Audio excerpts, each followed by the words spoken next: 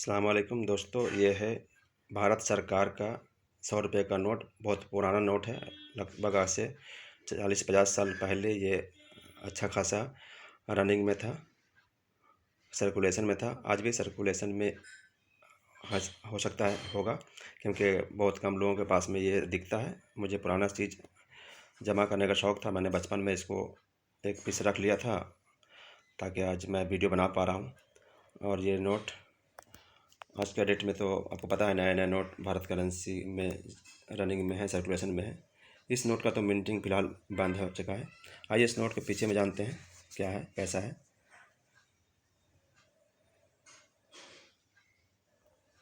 100 rupees, भारतीय reserve bank. कितने सारे भाषाओं में लिखा हुआ नाम, वो आज भी रहता है। और मैं ये वीडियो उन लोगों के लिए बनाता हूँ जो पुराने नोट या सिक्का या डाक टिकट, मेरे वीडियो में बहुत सारे डाक टिकट का वीडियो भी आपको मिलेगा।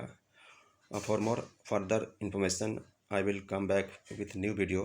Please subscribe my channel and touch my bell icon for further new videos. Till then I will come back. Thank you, bye bye.